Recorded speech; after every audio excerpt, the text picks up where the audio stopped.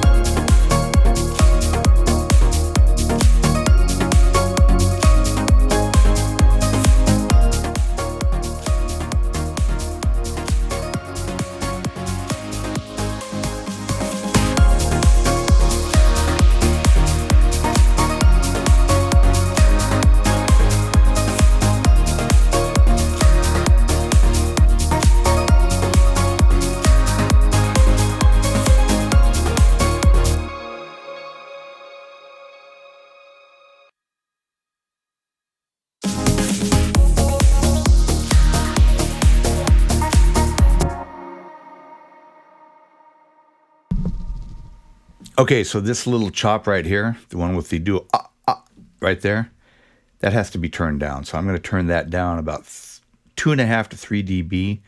Okay.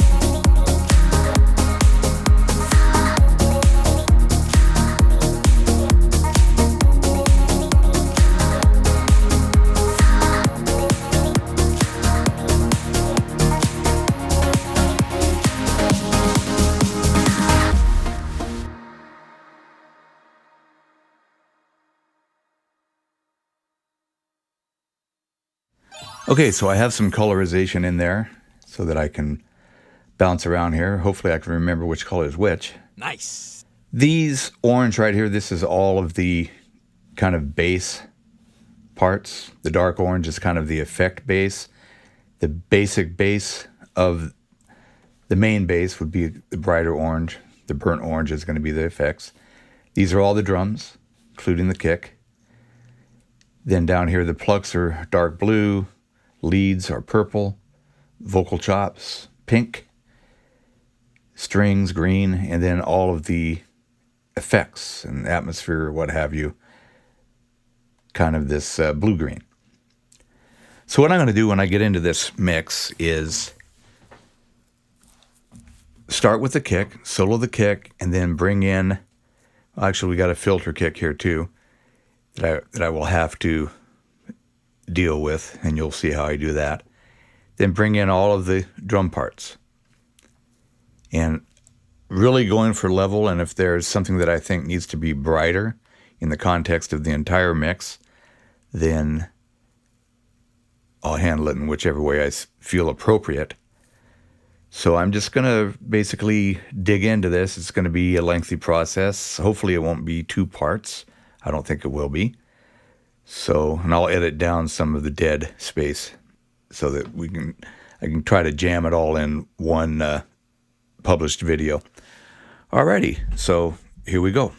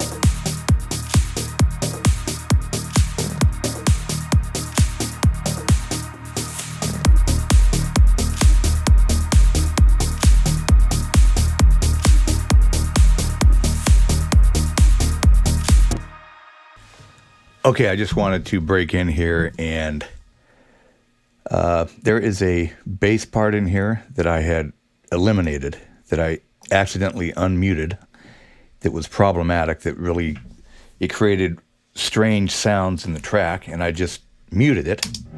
It's that right there. So I just muted it, and so now what I'm going to do is hide it, because I don't want to see its ass anymore, okay? So now that that's hidden, let's get back to work here.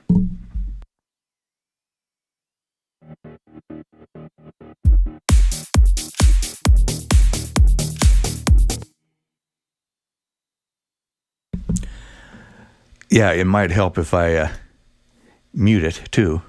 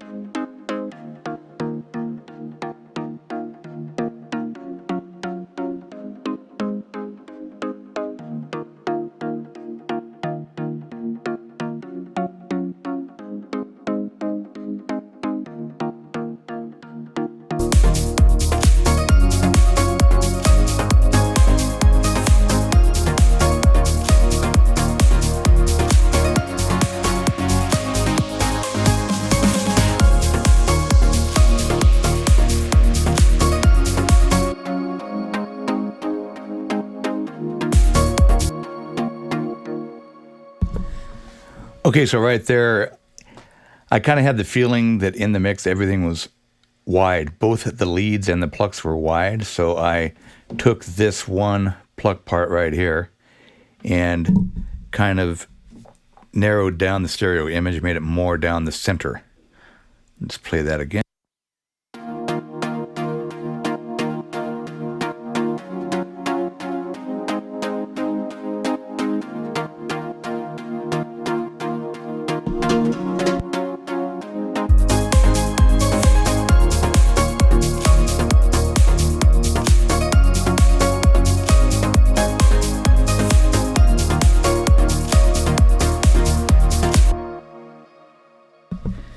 It makes a subtle little difference, but I think that it makes the plucks sound a whole lot better because the vocal chops are wide once they come in also. And then, of course, the leads are really wide, which I haven't really gotten into taming yet. So let's focus on the leads here.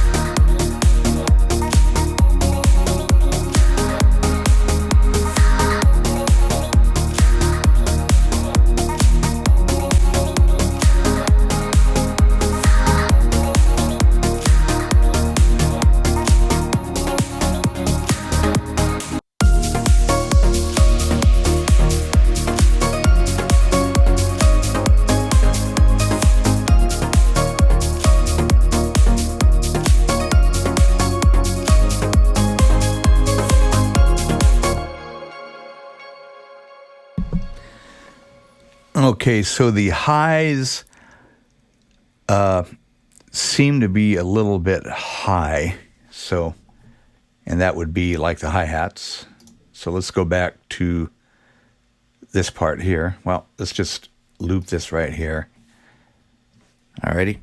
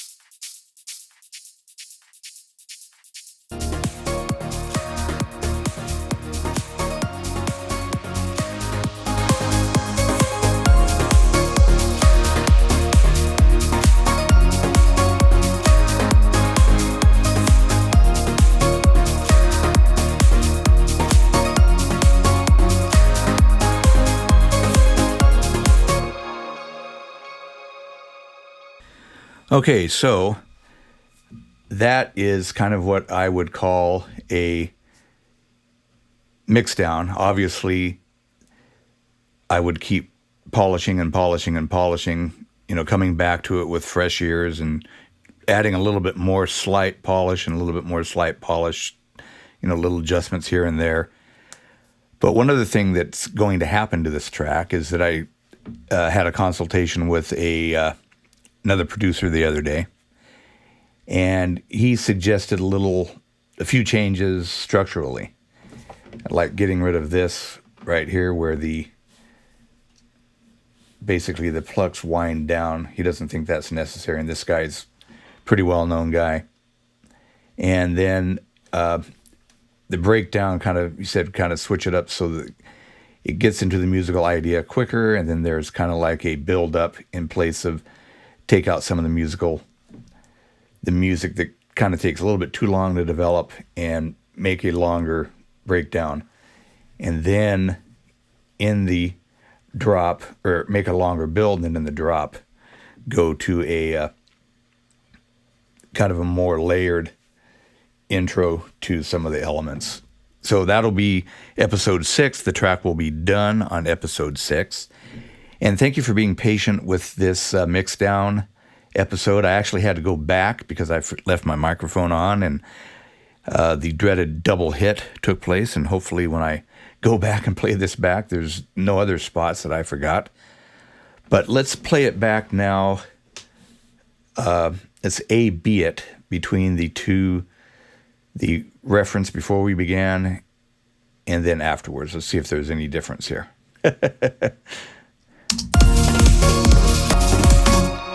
Whoops, see there, I did it again.